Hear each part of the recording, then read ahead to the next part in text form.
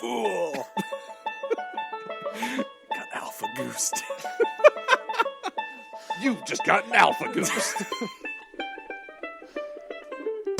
From fabulous Las Vegas, Nevada, this is Pod Therapy. Real people, real problems, and real therapists. You can submit your questions anonymously at podtherapy.net or email us at podtherapyguys@gmail.com.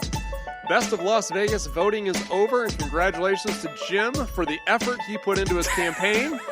You worked really hard. Thank you. Yeah, one can only wonder where Jim would be today if he put that same effort into something like, I don't know, a podcast.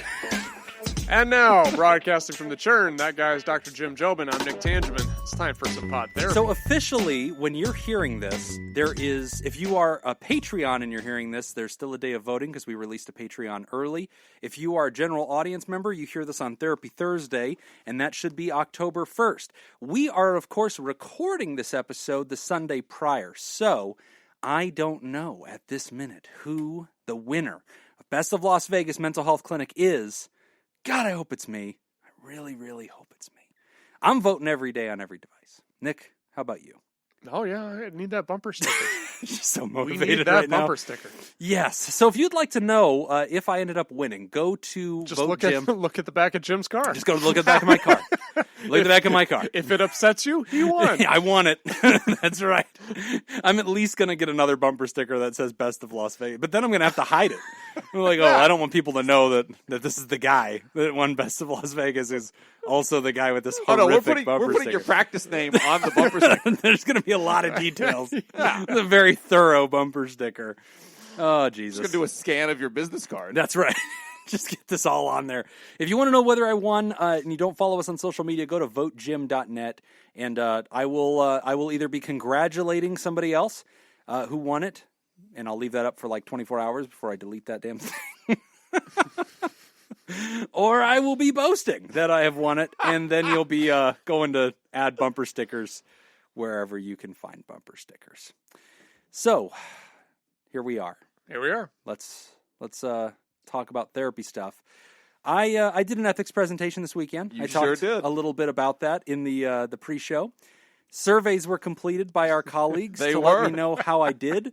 And Jacob has those. I do. And so he is going through those, and that'll be interesting. There are some good ones in here, meaning there's some positive ones in here. Thank goodness. There's the first one is just thank you. Thank you. The first That person just says feels thank right. you. That feels right. Second person says very informative. Thank you. Hey, told you. See? Told let's you I see. covered things. About 6 comments down, I found him tolerable. Barely. No. Not making that up.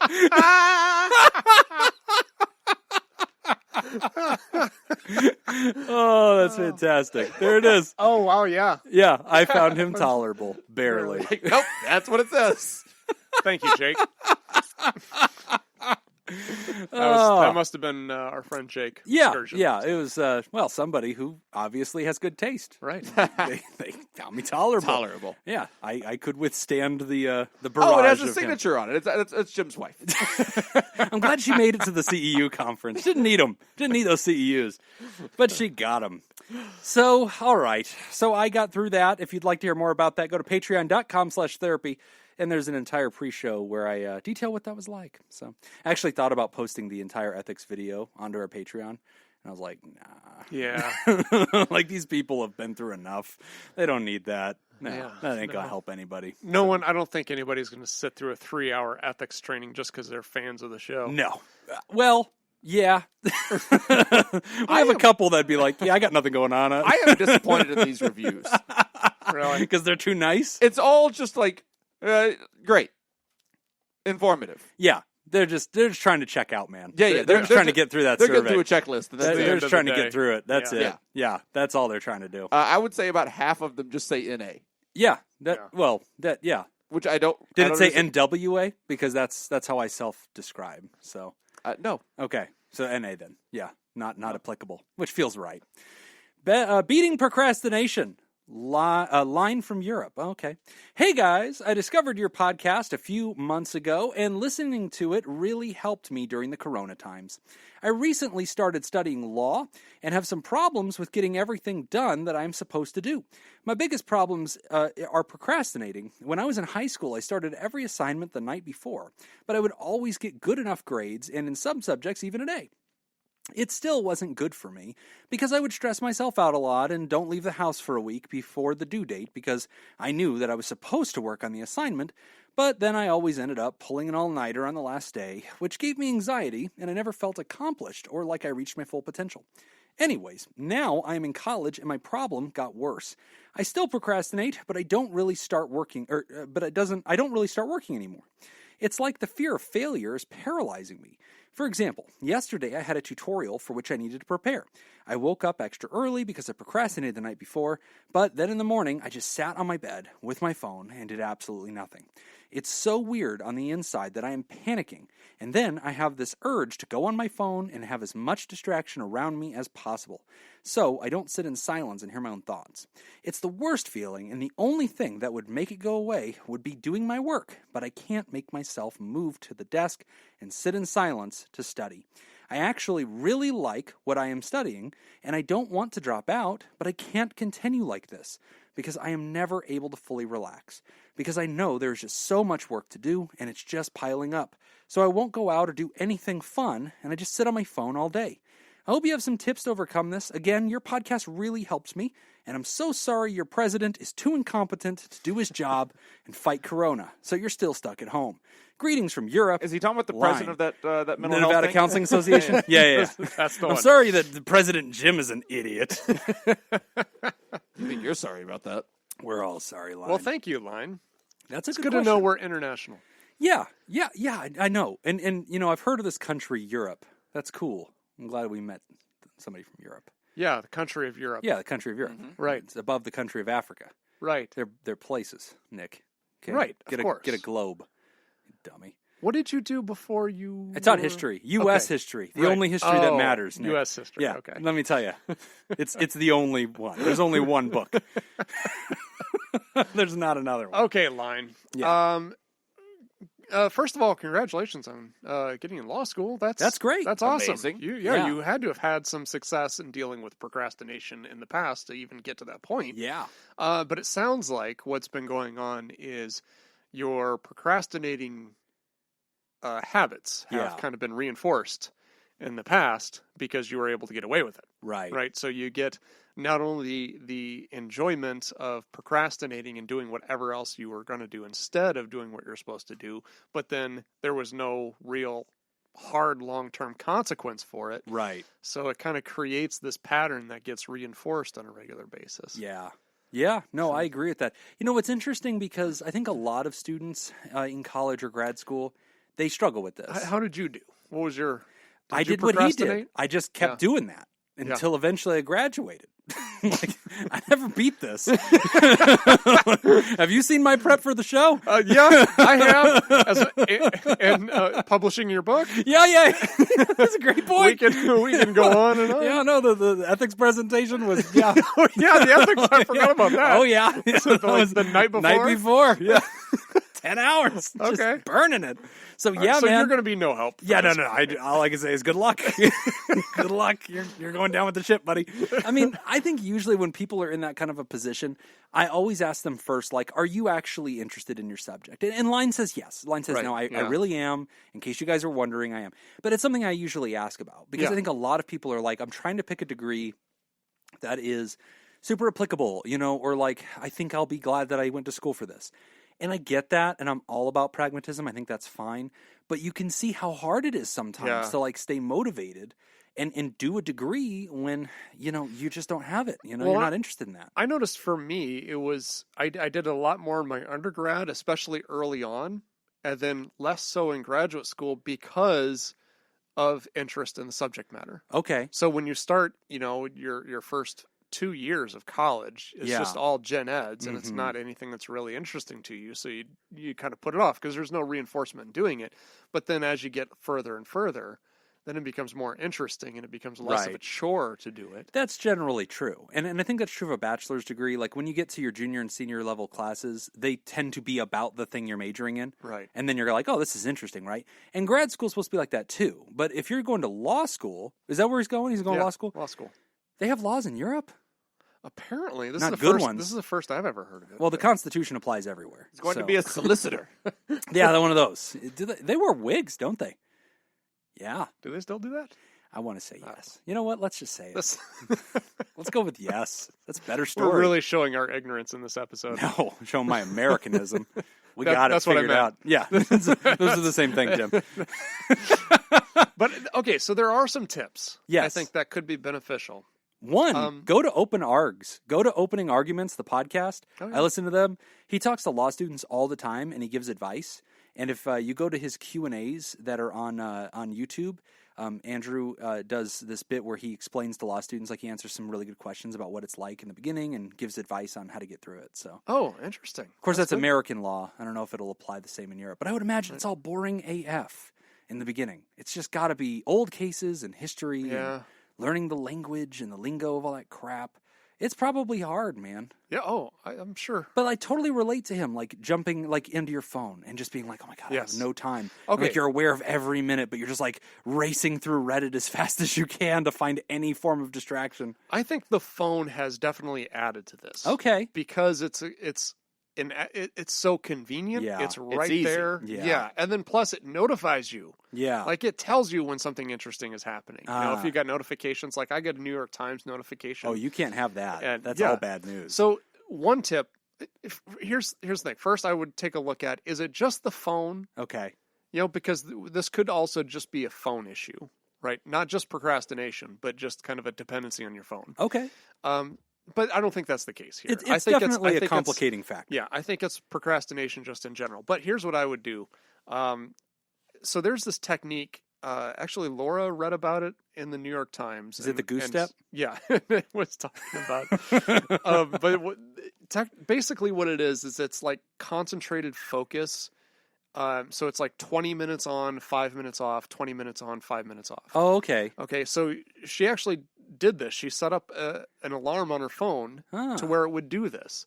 And what it does is it helps you focus 20 minutes on one thing. Yeah. And it keeps you from trying to multitask and do multiple things at the same time. Okay. And then your phone will go off and it's like, okay, here's your 5-minute break. Pick up your phone, look at stuff, do whatever. And then it'll go off again and like, Yeah. all right, put it down. And then you focus. And it's so you're targeted into what you're supposed to be focusing on. I can't remember what the term for this actually is. Huh. So that's a technique. Laura said it works for some things for her, other times it didn't. Right. But there's people who will do this like throughout their whole day. Like Right. they plan out their whole day around this. Other times it could be useful just for like your study periods. So if you know I'm going to be studying for 3 hours tonight, I'm going to break this down into 20-minute intervals. That's really cool. Yeah. I like that. I want to go the opposite way. Okay. I want to defend procrastination. Go on. Hear me out. So I think that a lot of us get shamed for procrastinating. And then people are like, oh, you're not living up to your potential, or we feel that way. Because we're like, oh, imagine what I could do. I'm getting A's and I'm pulling all-nighters, right? What if I had been proactive throughout the whole thing? Like, what else am I going to accomplish? And I get that feeling, but here's how I finished it, right? Here's how, I had the same problem. How did I overcome it and do school? How I did it was, and I was working, through all of my degrees. So like I didn't have tons of ample time to just burn on this, right? So what I would do is on a weekend, like a Saturday, because I think in a lot of my coursework, like everything was deadlined Sunday. It was like Sunday midnight Eastern, so you had 9 p.m. Pacific. And that's when everything needed to be turned in. Saturday was my day. And so what I would do is I'd wake up on Saturday, my day off, okay, from everything I'm doing. I would get completely cleaned up. I'd put on nice clothes, like I was going to work, nice shoes, the whole business, really, feel good. Then I would get all of my equipment. I'd get my books, my laptop, the whole business. I'd go get a really good coffee, and I'd go to the library. And now I was in work mode. Right. And it was like, this is my day for this. This is the zone reflects this. I'm in a library. It's quiet. It's contemplative. You don't really need the books anymore because you have the internet, but it's designed for this, and I'd have my coffee and have my setup. For me, I can't do the 20-minute in, 5-minute break because my brain needs a loading time to get into this. And I have to reread what I've already written, think about some of the thoughts I've already had, review the syllabus, review the assignment to think about what it is I was supposed to do here, review the rubric, and then get caught back up to where I left off last time. And then I'm now equipped to add to the project or to get it done or to study or whatever. So for me, I have a scuba mentality. Once I go under, I'm gone for a while. I can do a lot there, but when I come back up, I'm out. Right. Now I can't just I'm not a snorkeler. I can't dip and come back up and down. I got to get in there and stay there. So for me, the all-day approach, my output was very good. I would get a shitload done in that 12 hours, and I'd open the library and close it. I didn't leave. I'd bring a snack or something like that, and that was it, And every hour, I approximately, unless I was still very much under the water kind of thing in scuba mode, if my concentration broke or I found myself, and I would always use white noise, I always put on headphones, put on white noise, really stay in the place that I'm working on this. And whenever I would get overwhelmed with it or I'd find myself losing interest, I'd pause everything, put my headphones down, leave my cell phone, okay, get up and walk around the building for about 5 to 10 minutes. Just stretching my legs, looking at trees, doing that, sipping on a water, come back, sit down, get right back into it. So I could pull that off for one day, but you couldn't get me 5 to 7 p.m. every day to sit down and do little bites. Right. My brain doesn't work like that. I'm inefficient that way. But whenever I'm all in, I can really do something big. So I think that would work Except under two circumstances. Number one, if it produces results. it did. Okay. So in your situation, it did. In right? lines it is. No. He got through school, fool. No, hold on. Because he said he did that, but then he ended up going to sleep and is like, oh, I'll work on it in the morning. Oh, yeah. No, he did screw himself on that. Oh, yeah. Yeah. Yeah. So that's one. Okay. If it works for you, great, keep doing it. The second thing, though, is that approach works when you have a deadline. Okay. But what about for Yeah. tasks when you don't have a deadline? Like my book? Yes. Yeah. Yeah. So, For instance. just as an example, You mean hypothetically, the one I've been the writing one I'm for just 10 years? You're right. So I think that approach works for those situations where you have Yeah, that's a deadlines, good but point. then it's not going to be something you want to rely on for your whole life. Yeah. I on the other hand, I like the approach of small, manageable bites. Okay. And when I say small, I mean small. Okay. Okay. So for Write example, your name on the page. Yes. Done. Yes. Walk away. Literally. Really? Yes. And this is okay. So in my current job, I have a lot of projects that I work on that take time. Okay. Like right now, we're putting together a training that we hope to launch next year. Oh, wow. Okay. So this is something we've been working on for the last couple months. I'd be working on that December 31st. Exactly. But the thing that I do is I break it down into small pieces. And the very first piece was just creating a file in my computer that says, golden thread training. Okay. That's it. Okay. Check that off the list. It's done. Because for me, Step 1, make a checklist. yeah. Because for Done. me, if it's small, manageable pieces, I don't feel overwhelmed. Yeah. And when I don't feel overwhelmed, I take action. Okay. Right. But I'm very much like him where fear becomes paralyzing. Yeah. Where if I feel like, oh my God, this project is huge. Like for me, if you told me I have to spend 12 hours tomorrow at the library, Right. I'm going to be dreading that. And if my goal is to be there at 8 a.m., I will probably walk in around 10 a.m. Right. Because you're already defeating yourself Exactly. before you go.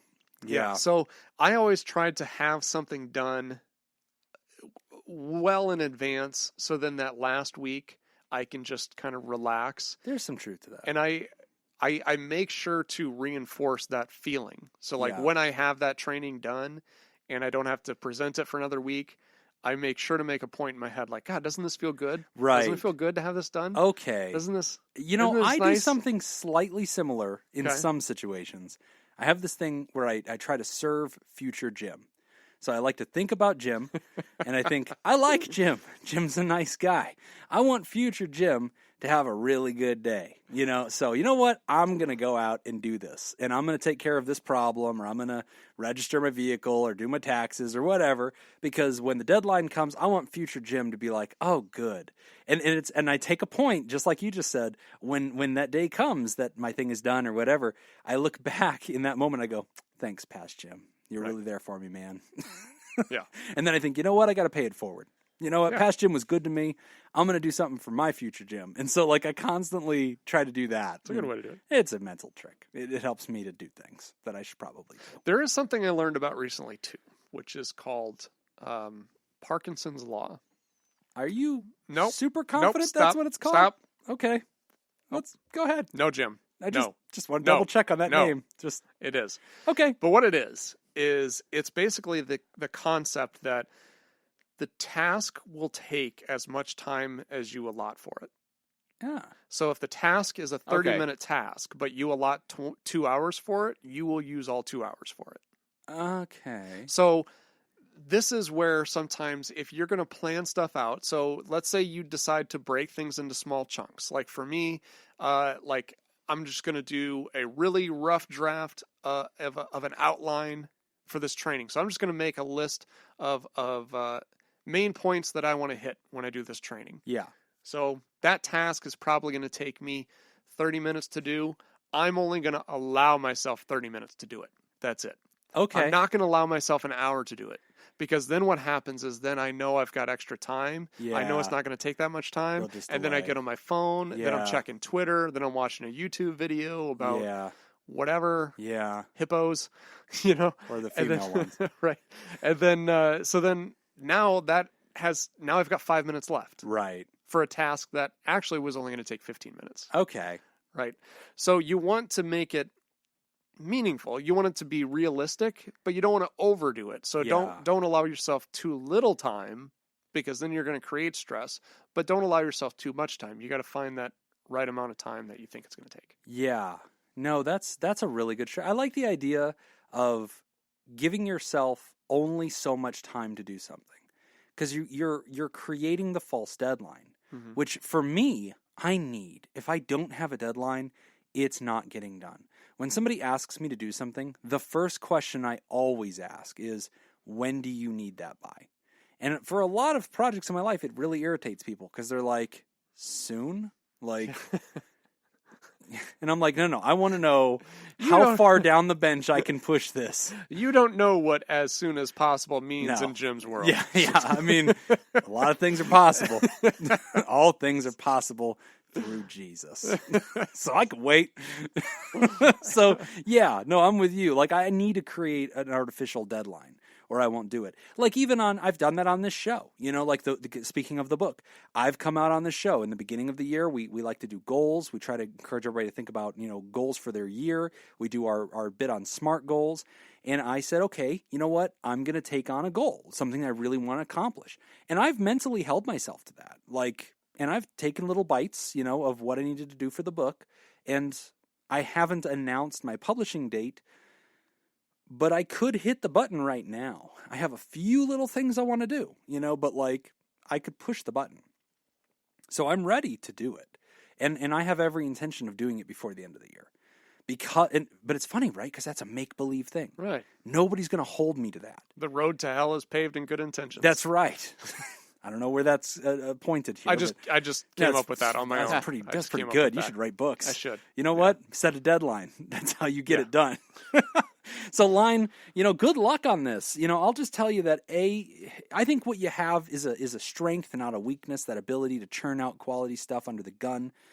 In my book, I describe an old idiom that a lot of people have said, but I think it's a fun thing that I say in therapy too, which is no pressure, no diamonds. At the end of the day, it's pressure that ultimately refines us and brings out our best quality work, I think. Mm-hmm. But I like that there's ways to sort of create that early before the real danger, which I do for a lot of things. Like if I know, I have I have a license I have to renew.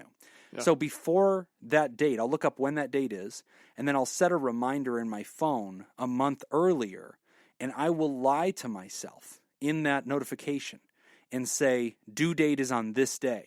Because I'll forget. Yeah. I won't remember when it really is, and I won't remember if that's the one I lied on or if it was something else. And so I'll sit and go, fuck, I have 5 days. So, like, I'll scramble to get everything done, and then it's done, and, like, the certificate comes back and, like, hey, by the way, you had until, like, this day. And I'm like, oh. Like, but I will create artificial emergencies to make sure I do stuff. That's one way to do it, Line. Yeah. Also, put your phone on airplane mode or something like that. Yeah. So that's a good idea. Well, and also, because talked about not going out, not doing fun stuff because you're kind of paralyzed by it. Right. Go ahead and do that too. Yeah, that's a good point. You're sitting at home anyway. Yeah, don't torture yourself needlessly with it. Say like, oh, I want to go do this thing. I'm going to go do this thing. Yeah. And when I get back or before I go do it or however the timing works out, then I'm going to work on this for an hour. Yeah. That's why I like the small manageable steps. Yeah. Because then it's like, okay, it's just one little thing. So I'm just going to do that. Like this weekend, I had the plan of, cleaning the house. And I that took me 2 days. Wow. Because I broke it up into little small chunks. Where I'm like, okay, I'm just going to vacuum right now. So I'm just going to vacuum the main level. I have Today a thought I'm on going to that. sweep. And then Tomorrow, I'm going to sweep that stuff into a dustpan. Yes, exactly. No, Nick, he's And making then- fun of you. Yes. No, he's right, though. No, and he's making a joke. No, he's not.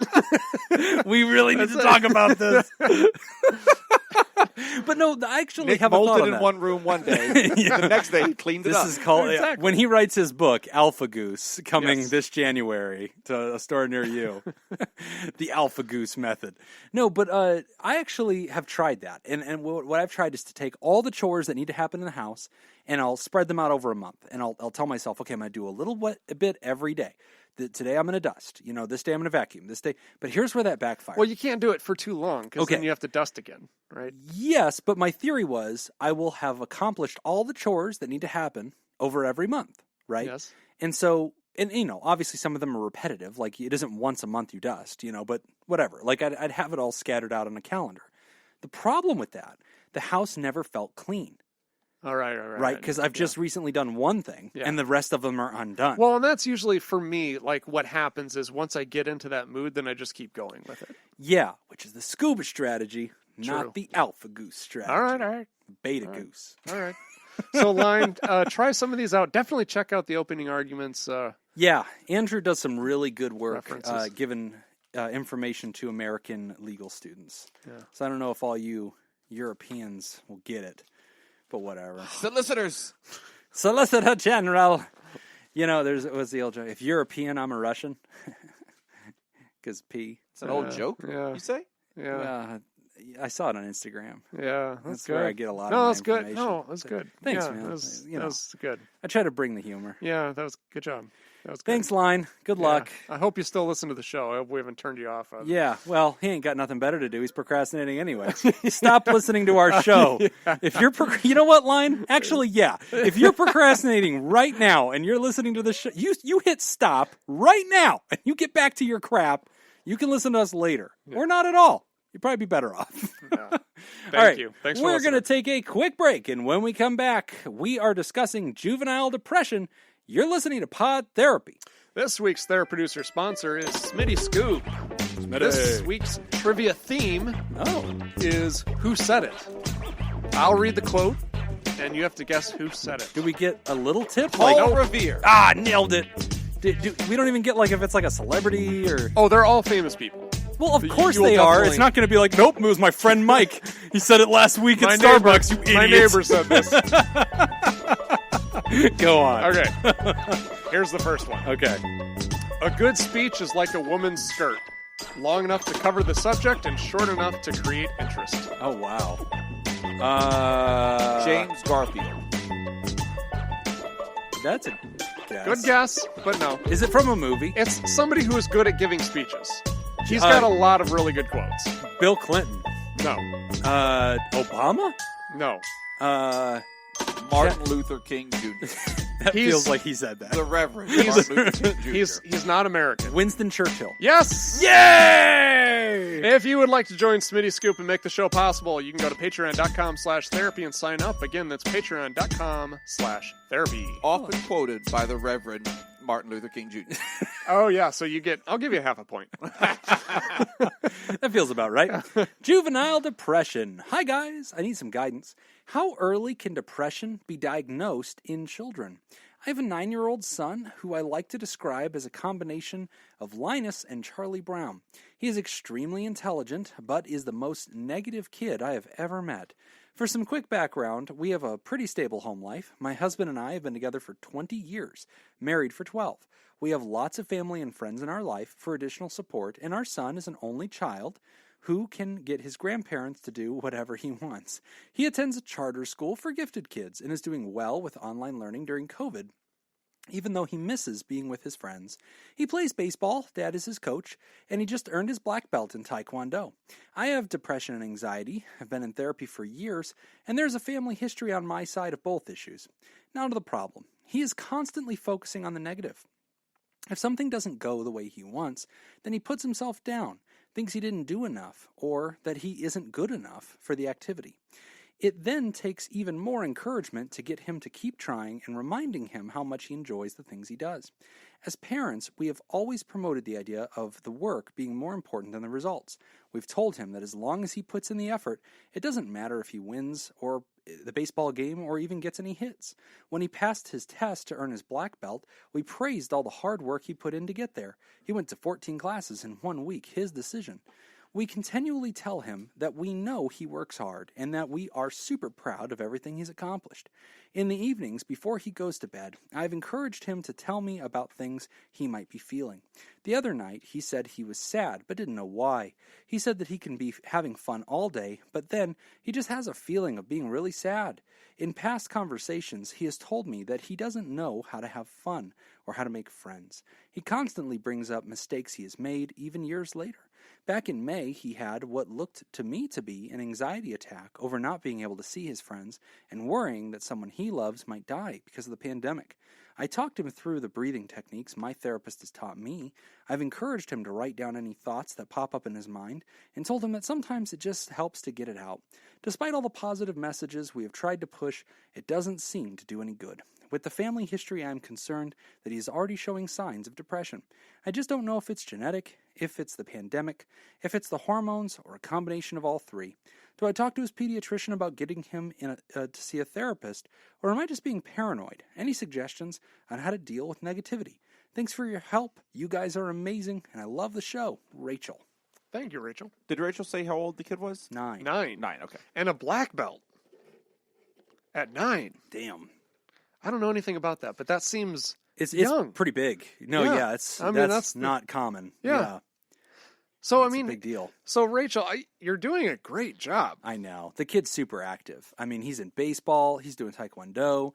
You have him in a school that challenges him. He's keeping up with that. Yeah. I mean, Rachel mentioned several times he's had a huge interruption socially. Yes. He misses his friends, you know? Right. Like, my 2 kids are very different people. Like, my little girl, extremely social, is really sad, really wants to go play with other kids, really misses that. And we're all trying to, like, you know, interact with her and give her that, you know, connection. My son could go either way with that. Like, if you bring him to a bunch of friends, be like, oh, cool, let's play. But otherwise, he's like, no, I'm good. Like, I'm just going to, like, read books and, like, play games. Like, I'm fine. Like, he can self-entertain, right? So every human is different. That piece seems to really be affecting the boy. It seems, at least from Rachel's own account. I would definitely look to that as a culprit. But when she says, so, like, at what age would you diagnose depression? Good question. So one thing I think that this question allows us to speak to is there are restrictions in the DSM-5, which is the guidebook that we use on making diagnosis. And there's restrictions that tell us, like, hey, if the subject is under this age, don't use this diagnosis. And there's a reason for that. It's because, to some extent, some of these conditions are kind of expected. Right. You don't want to certain confuse a mental health issue for a developmental issue. Exactly. And so sometimes we want to, you know, the great psychology resource on this is Piaget. And Piaget is, you know, the one who really did great work when it came to human development through the age and through the lifespan. And so there is a part of this, which is it is very common in children and teens and preteens to go through bouts of what really looks like depression. Would we diagnose it as such? Might not. And sometimes it's because it might not be age appropriate because we expect that they're going through the blues or they're going through a slump. Especially in the time of COVID, their life is fundamentally being interrupted. And there's deep uncertainty and fear. This kid is having an anxiety attack, afraid that somebody he loves could die. Okay, so that's all a real thing. So to speak to when would we diagnose it in a juvenile, I'm obviously going to punt to a therapist and be like, hey, listen, go get one. Do I think you could bring it up to your pediatrician? Yes. Do I think they're going to recommend talking to a therapist? They can give you the resource. Do I think your kid is going to be thrilled about it and participate? No. I almost have never had a 9-year-old who, or anybody in that range who really willingly wants to talk to me or has the emotional vocabulary to talk to me, which is fine. I don't look at that and go, oh my God, they're so broken. I look at that and go, yeah, no, I wouldn't want to talk to me either. Yeah, I get it. Like, you're not wrong for that. So that doesn't mean don't try it. I'm middle-aged. I agree with those kids. Nobody wants to talk to Jim. So, I don't think that you're wrong for wanting to do that. I would encourage it if we want to make sure there's an abundance of safety. But I also don't necessarily feel like if that doesn't work, I don't want you to think there's something fundamentally wrong. I think that the best explanation is the circumstances that are happening, which really opens up a new conversation of how can we help? What can we do differently for this kid to kind of meet him where he's at and bring him a boost to ultimately get him through this part of it. I mean, honestly, I'm kind of reading this and I'm very pleased with what you're doing, Rachel. I mean, you're doing an amazing job. You're doing everything that I would advise you to do. Yes.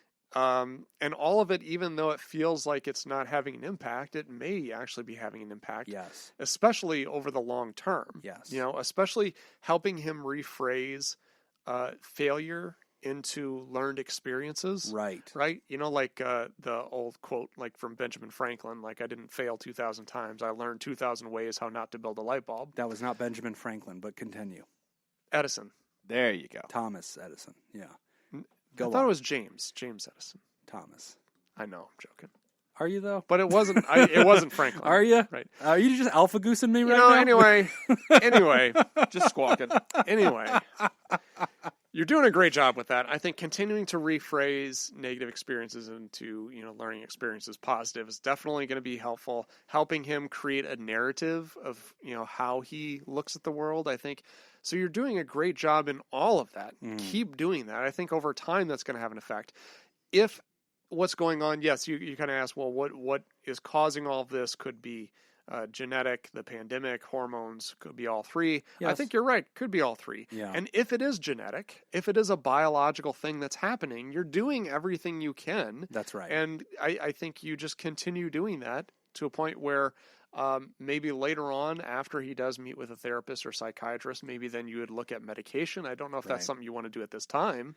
I think we would kind of just continue to monitor it. He's a little young. How it goes. Yeah, he's a little young. I don't know, Rachel, that I see that. I mean, again, not offering advice. I always defer to a pediatrician or a therapist that you can talk to about that. But I'll tell you that when I see a story like this, I don't like to ask 9-year-olds how they're feeling. Because if I create a vacancy of space, I don't know that I always access their truth. I just access whatever the hell they think they're supposed to say. Yeah. And so I say, hey, are you feeling sad lately? Yeah. What are you feeling sad about? All right. They reach for that book on the shelf, they bring it over and they go, sure, let me take you through that. And as a parent, Rachel, that oftentimes we're just steering kids into positive things. And so I want you to do that. I don't want you to deny a kid the ability to express themselves. I think you're doing a great job of opening up space to encourage his expression. And when he does, to just receive that. I don't want you to tell him he can't feel that way. I don't want you to tell him he's wrong. I don't want you to immediately try to bend toward Chipper and cheer him up. Just receive it and say, yeah, sometimes I feel sad too, buddy. Sounds like you're pretty disappointed. Yeah, I'm pretty disappointed. Yeah, I get it, buddy. We all feel like that sometimes. That's a good point. I think kind of sending the message that it's okay. Yeah.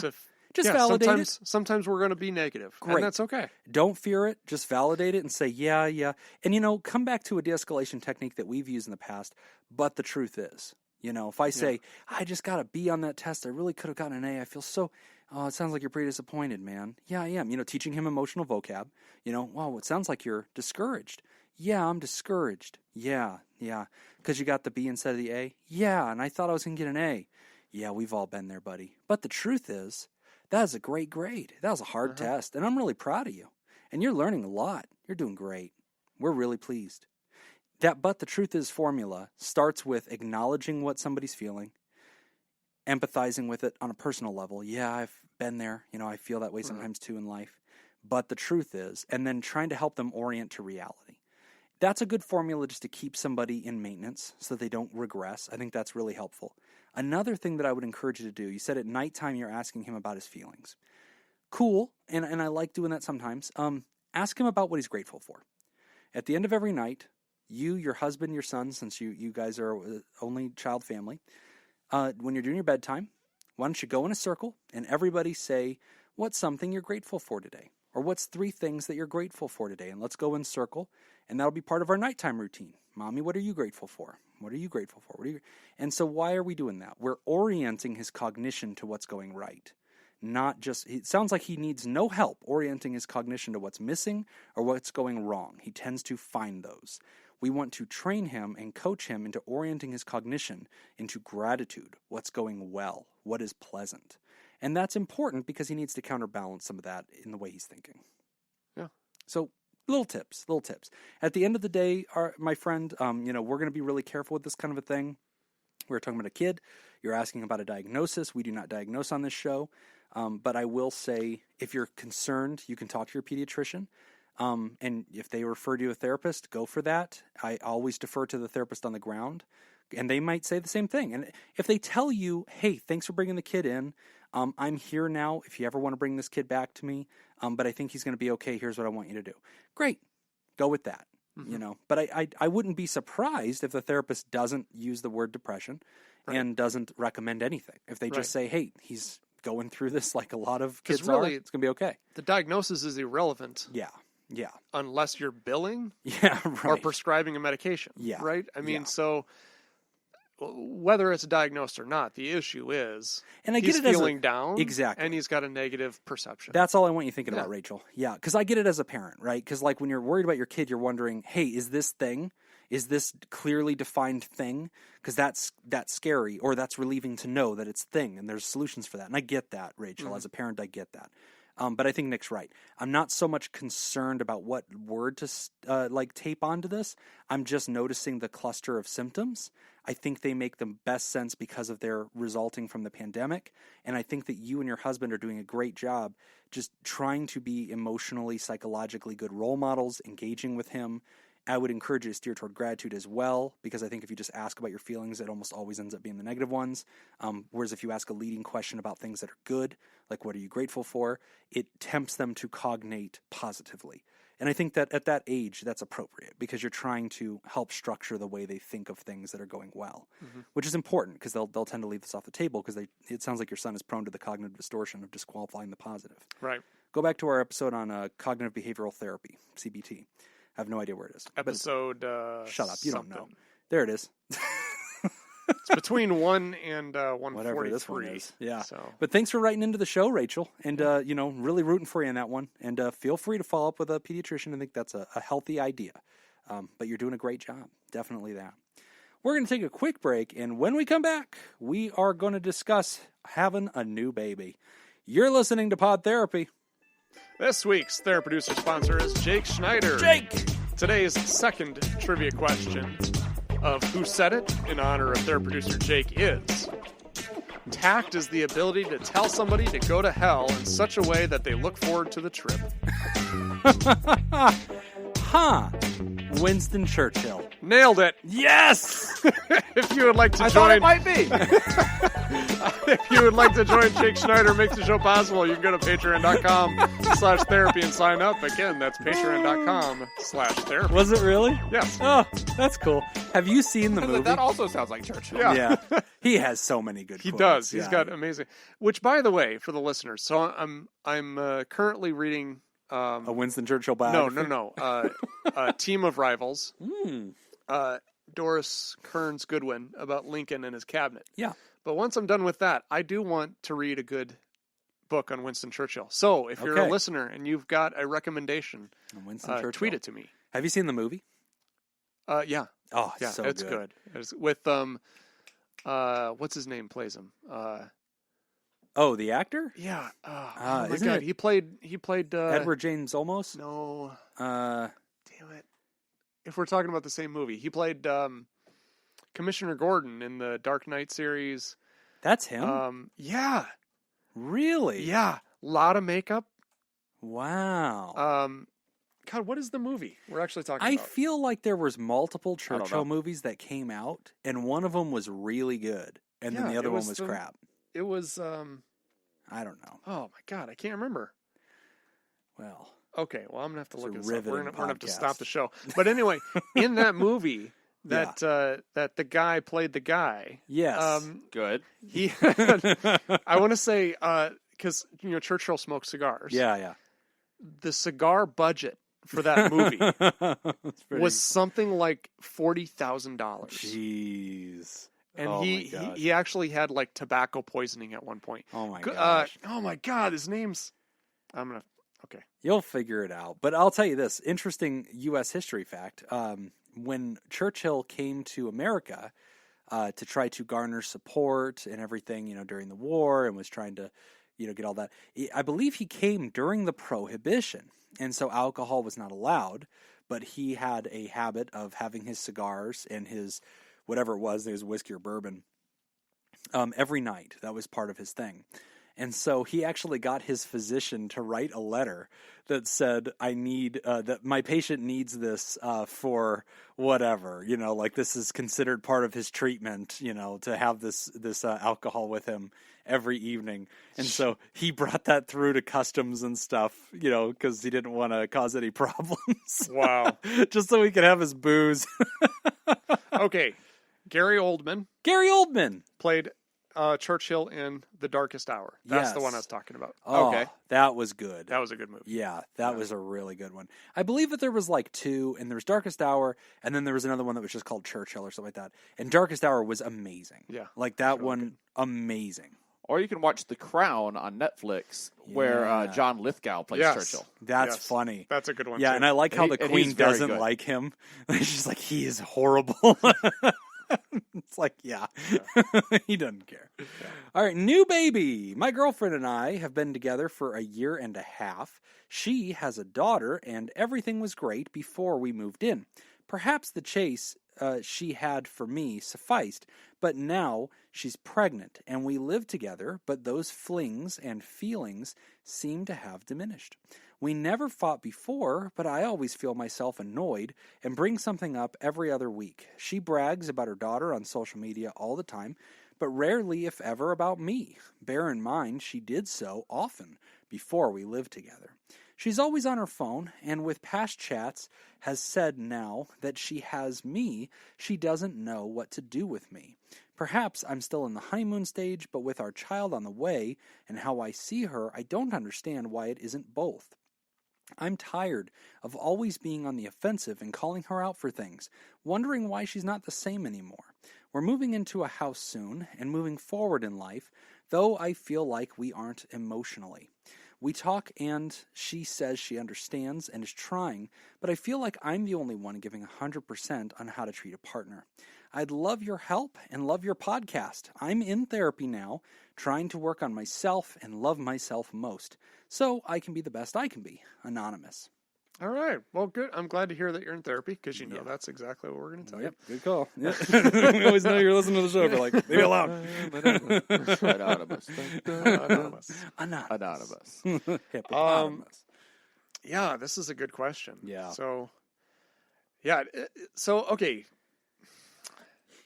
I mean, there's a lot going on, right? Yeah. In a very short amount of time. Yeah. It still feels like kind of a new relationship, year and a half. Yeah. There is the honeymoon phase that's starting to phase out. Mm-hmm. There is now she's pregnant, so Mhm. that definitely changes the dynamics And quite they a bit. moved in together. Yeah, and then you've got the fact that one of the things that you're saying is, you feel like the daughter gets all the praise and attention and recognition and all that.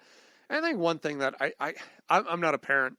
Jim can probably talk to this, but And probably will. and probably whether we want him to or not. you kind of become second place Yeah. in that relationship. When you add children into the mix, Yeah. you're not going to be able to compete with the kids. Yeah, it's true. In fact, I think that's one of the things that is interesting about being a person who has kids. Like, and this is something I think that a lot of parents will acknowledge. They've had this similar conversation, but at some point you say to your spouse, if that spouse is the one you share the children with, you say to them, like, I'm glad you love them more than me. Like, you don't want to be unloved. It's not that you want to be less loved, but you also love these kids, so much. And you want to know that if you're all hanging off a cliff, they're going to save the kids. That's Right. what you want them to do, because that would be the best thing for you too. That's what you want. And so whenever you share that in common, it's a little bit different, because she's not posting pictures of her daughter. She's posting pictures of my daughter. Right? And I'm excited because I'm like, oh, like, there's my little girl. Like, she's so pretty. Like, that is a great picture. I'm not thinking, why am I not part of your Instagram feed? I'm thinking, oh, like my baby, like, that's great. So it is a different animal, right? Whenever it's your child. I do think that that's generally true whenever they do have kids, especially with women. And these are huge stereotypes, but whatever. I do think that that's true. Never the child, stopped him before. Never stopped me before. I'm not going to start fixing them now. Yeah, for women, I think especially, everything is, and if we're being fair, evolution wants this. Sure. Evolution wants the maternal instinct to be an overriding force, and so, yeah, their kids matter more than you do in a pinch. But what I hear the writer saying is, that's fine. Like, if there's a bomb, falling and only 2 of us can fit in the bomb shelter, yeah, sure, take the kid. Like, that's cool. Like, I won't go. Fine. But, like, in the day-to-day, I don't feel relevant, right? I don't feel like she acknowledges my existence. And I think that one of the things the writer said here that I think is really important is he said, guys, I'm not just complaining, okay? I'm not just saying, oh, poor me. I'm saying, it used to be one way. It's the change. Now it is not that way. Yep. I am startled. And I think that that's something a lot of people talk about. And a lot of people get really, fearful, and they go, did I just get catfished? Like, was there a bait and switch? Like, were you bringing me the A game and, like, being extremely kind to me and flattering me and, making it seem like this is great. And then once, I buy everything and, like, move in with you and we have a kid coming, now you don't try? Like, did you not really like me? I don't want you to go down that road. I don't hear the writer going down that road. I hear the writer saying in genuine confusion, hey, what should I do here? I'm seeing a therapist. I want to be the best version of me. I don't want to screw this up, but I'm hurting, because I'm used to being loved on. I'm used to the affection. That's what I signed up for. And now that we've moved in together, she's saying, and she's joking with him, being like, well, now that I have you, I don't know what to do with you. Yeah. And I get that, right? Whenever you're not living together, there is this, I hope they're thinking of me, And so, yeah, you use social media out loud towards your mate when you're not living together as a way to touch them, as a way to, like, remind them you're thinking of them, get in their head, like, show up in their world. You're texting them, you're calling them. Every encounter is special because that's not the default. The default is not we're always together. Right. So when I see you for dinner or for whatever, or for a walk in the park, this is us time. I don't usually have this. We're here with intention. Yeah. And so it's a very different reality. But whenever you move in together, I see you 800 times a day. It's diluted now. The status quo has changed. Yes, it's changed. So now it's not special. So the effort kind of falls away. So what does he do? Well, you obviously Gotta leave go her. alpha goose. Yeah, you got to go alpha goose on this. Okay, you got to just waddle right past her. Check that plumage. You want to really preen those feathers, blow air in them.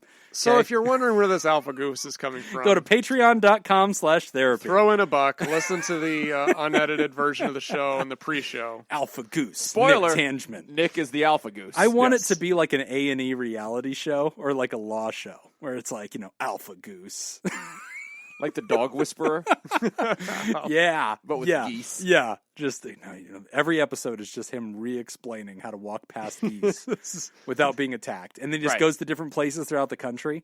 And they're like, and it's like they interview a local. He's like, nah, the goose in this town crazy, man. They ain't like them city goose back there in Las Vegas. Okay, the goose out here, they kill you. They killed my cousin Bobby. And then they cut to Nick and he's just What like staring accent were into. you just doing? All of them. And they cut to Nick, and he's just like staring off into the over the pond, and he's like, well, that goose hasn't met me, Nick. Bam, alpha goose, and then like he just waddles. He waddles with his neck wobbling back and forth, going across, and people are watching like, oh, he's gonna do it. And then you just overhear like his voice falling over the screen as he's like walking toward the goose, and you hear him like giving that advice. He's like, yeah, stare it right in the eyes. Yeah. Honk, don't show any fear. Honk. Back to our listener. Well, was there a question? I don't remember any of this. All right, what should you do? Obviously, you leave her. Obviously, you just get out now, okay? You send her some child support for the kid, get your own place. I think you start over, cut bait, call this one a loss. Right off into the sunset, buddy. Or... Go on. Or, option B, okay? If option A doesn't quite suit you. I guess, first off, man, change is inevitable in relationships. And I think you're very intelligent in your letter. You say, hey, maybe it's the honeymoon period. Yes, it is. The honeymoon period is over. The first chapter of relationship is attainment. The person is always an option. They are not secure. There's not secure attachment. So they are constantly auditioning for the role of lover. And in that audition process, you are getting their best work. Okay? Not fake. It's not a bait and switch. It's a different muscle. Okay? Because it's a different phase of the relationship. It's the audition. Then they get the job. Okay? And things get secure. Now it's about maintenance. Now we're family building. And that's where the mental shift needs to occur for you, where I'm not looking at this girl as my lover, as my fun, as my recreation. I'm now looking at her as my family. And that brings in a different set of expectations into this reality, where you're saying, we are making a home together. We are raising a family together.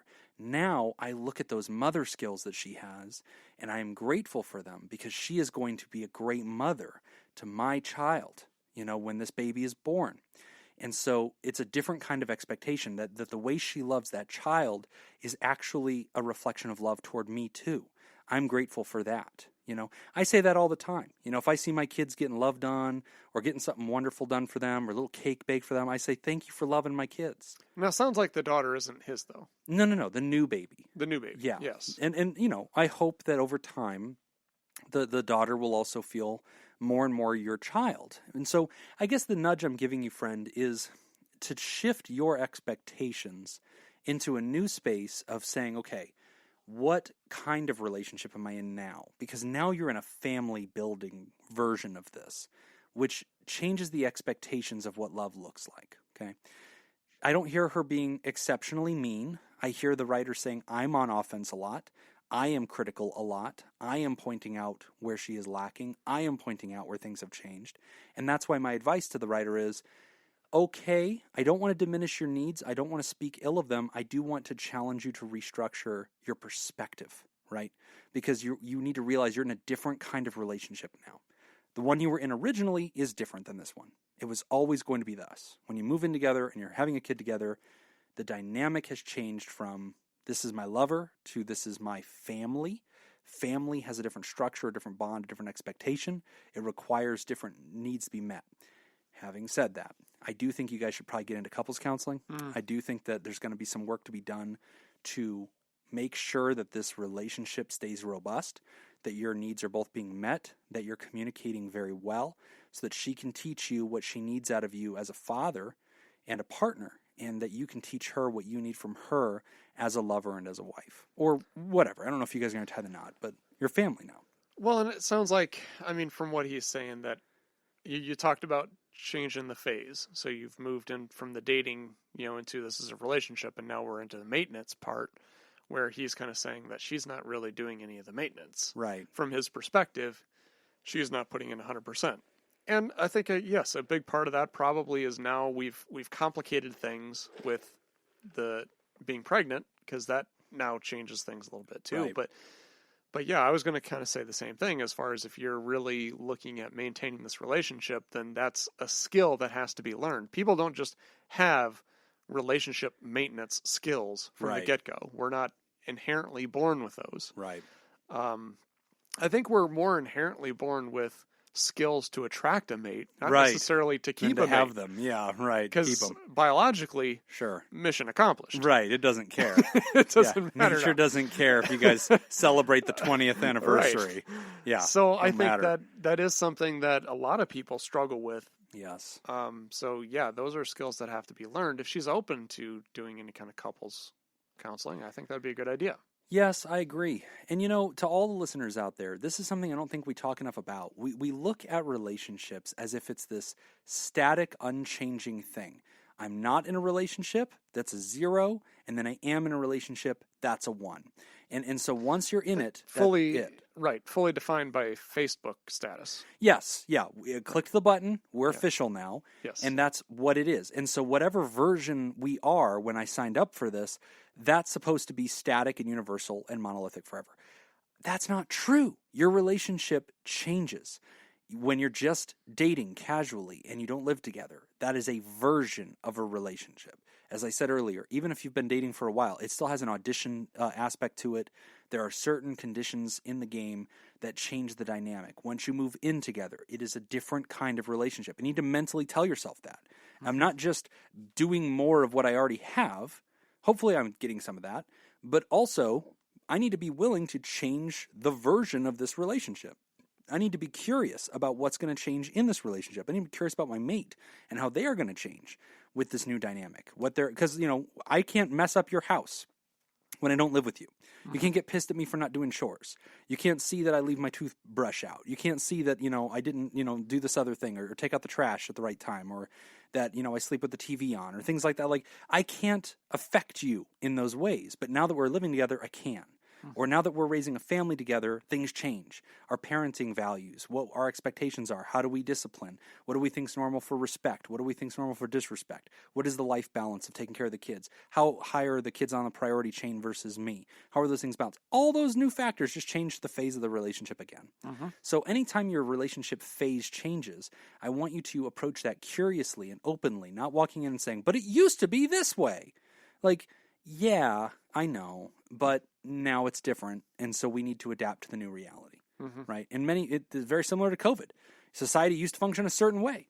Then we got into COVID world, and each of us has had to relearn how society works in the COVID time, right? And we can miss the old way, but we also need to adapt to the new reality. And so I think that's what I'm trying to tell you. Having this baby in this relationship is a lot like the corona plague, which has destroyed modern society. Jim's views do not represent the views of Pod Therapy as Where's a whole. the lawyer? Where's our Pod Therapy lawyer?